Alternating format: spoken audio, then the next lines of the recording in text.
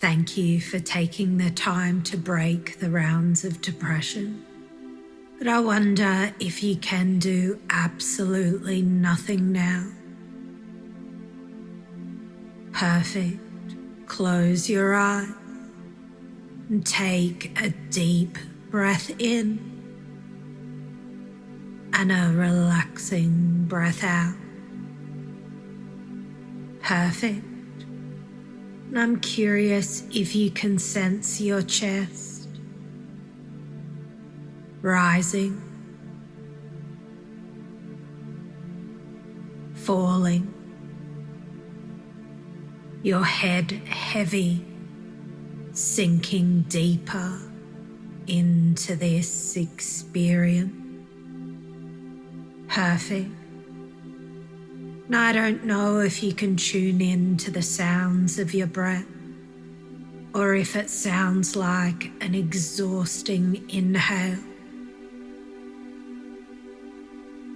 a kind of snoring exhale. As you go deeper into existence. Perfect. And while you're here existing in existence, congratulations on being here. You make the world a better place. And I wonder if you can sensationalize your arms relaxing, legs, tummy, body resting as you go deeper into perfecting, doing absolutely nothing. Perfect. Because I don't know the last time you gave yourself permission to just kind of be a couch potato over here in its full awesomeness.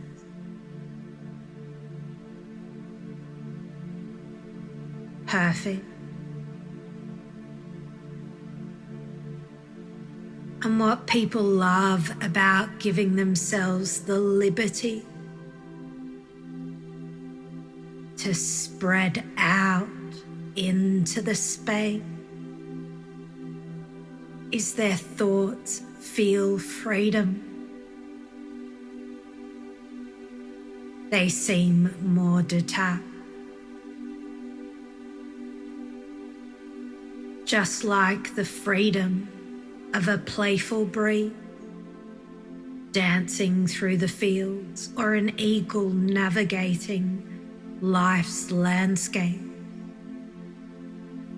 or the heaviness of a ship's anchor, lies the same hidden strength.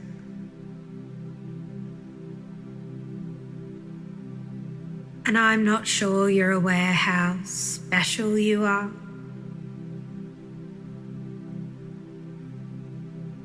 You've slowed down your breath rate without me asking that of you.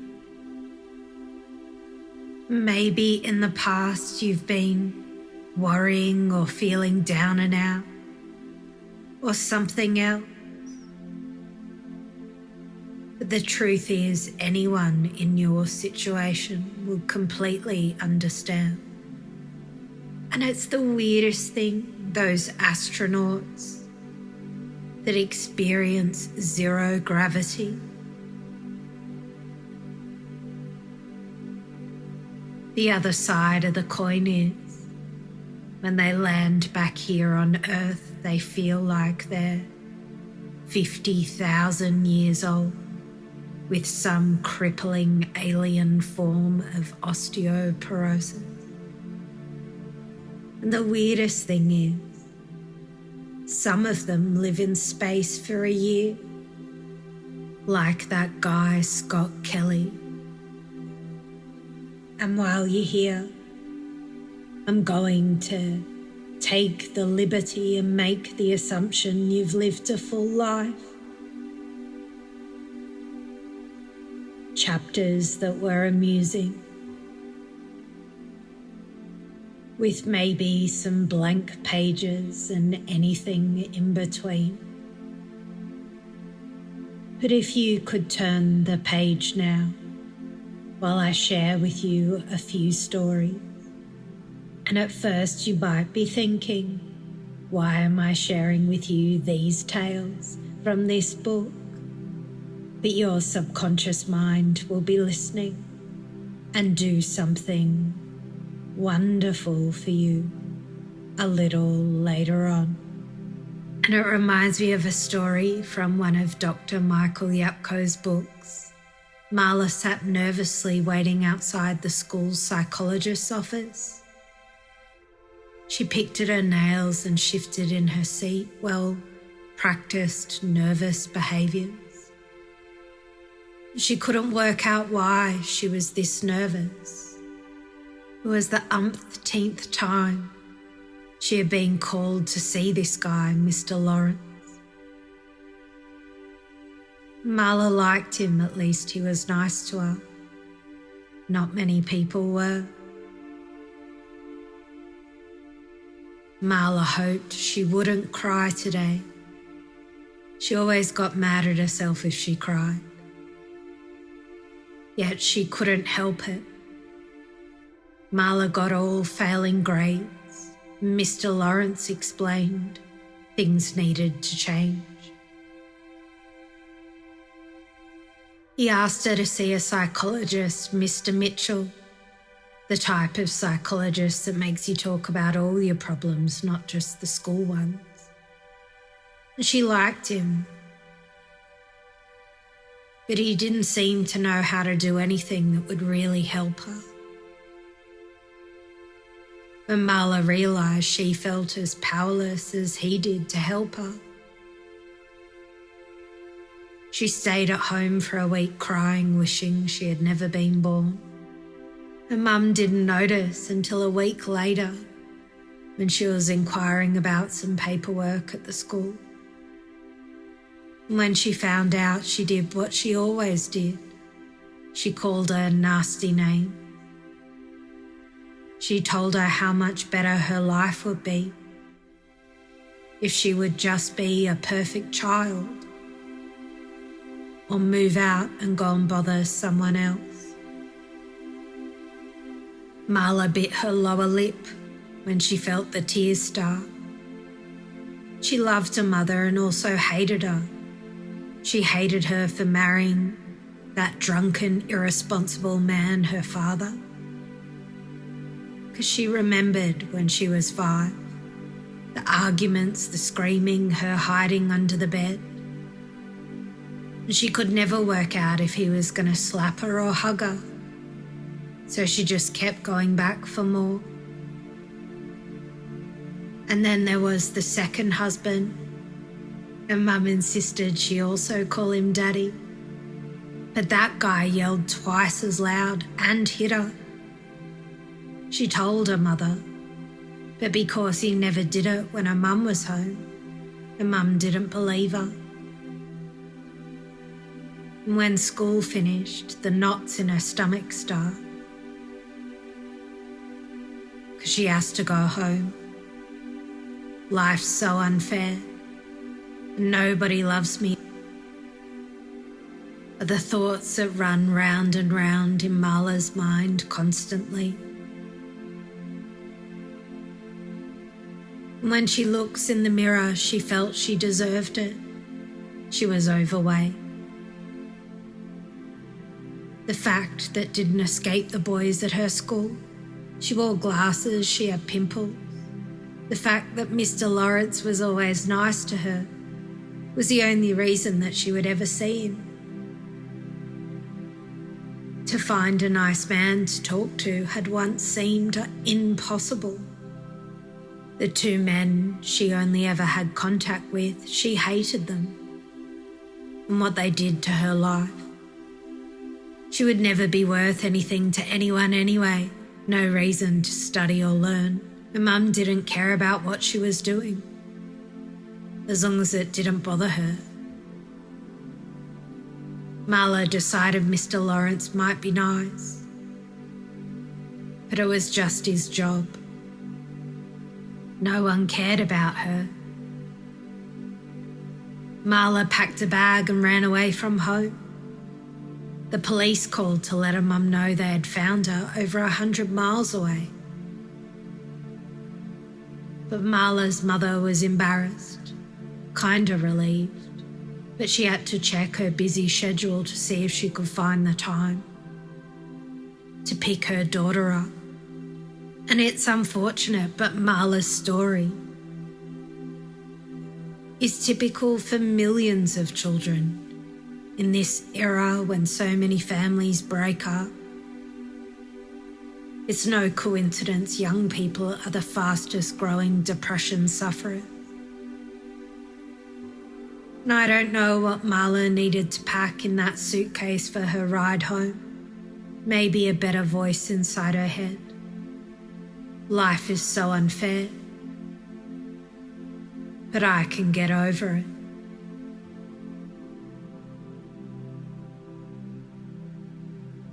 And this morning I just finished attending a conference with this sports psychologist, hypnotist Joe Dowling. I think he helps out the Philadelphia Eagles. But there's no need to discriminate. And he was telling us about his client that had a fear of flying, and he would make her visualize flying successfully and consider her options, like if she was prepared to have a vodka and tonic if things got bad, or take a tiny bit of a sleeping tablet.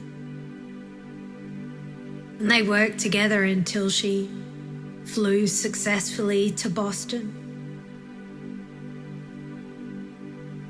She arrived in Boston, called him up all proud, but then panicked because what happens if she can't fly home? So he says to her, if you can imagine a future version of yourself flying back home here on Monday,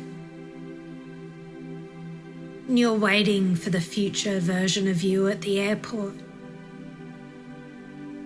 and you greet her, successfully congratulate her on flying well. And you're embracing her and hugging her and in the middle of telling her how brave she is.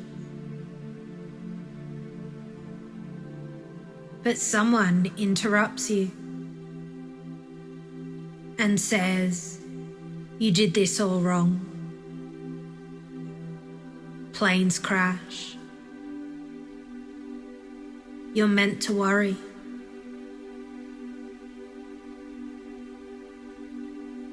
What do you want to say to this woman that's just interrupted you? And guess what she honestly said to Joe?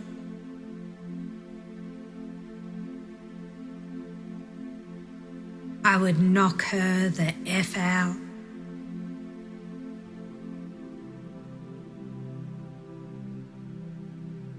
And here you are, reading, with the world spinning round and round. And maybe in the past you forgot about the strength of a heavyweight champion. And I really don't know what those champion fighters do in the ring. But I think they say things like, they only made one mistake. They signed for this fight. Where it's not about how hard you hit, but how many times you get hit and keep going.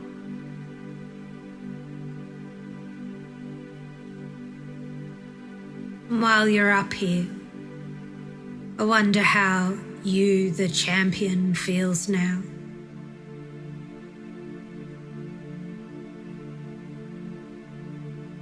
And I don't know how you want to feel as it goes round and round, but I'm curious about you.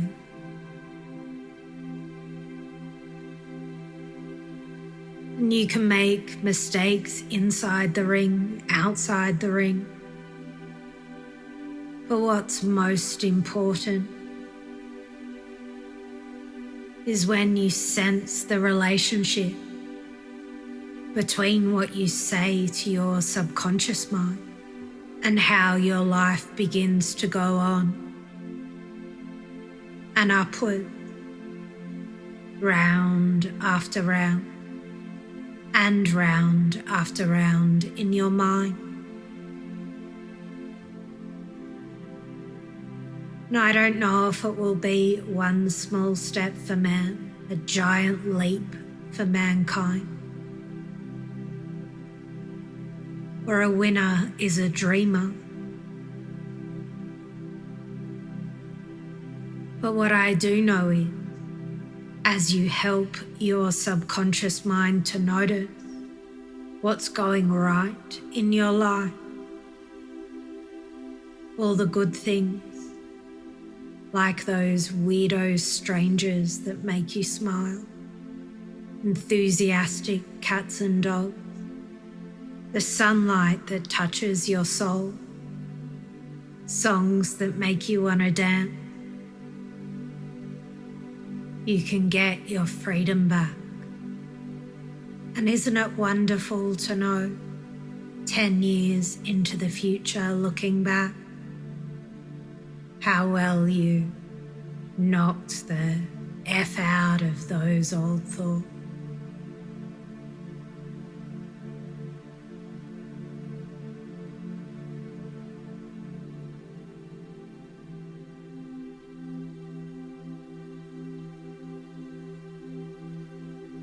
And when you're ready to take this freedom into landing back on Earth, you can stretch out, wriggle your fingers and toes, and open your eyes. Welcome back. You're perfect, just as you are.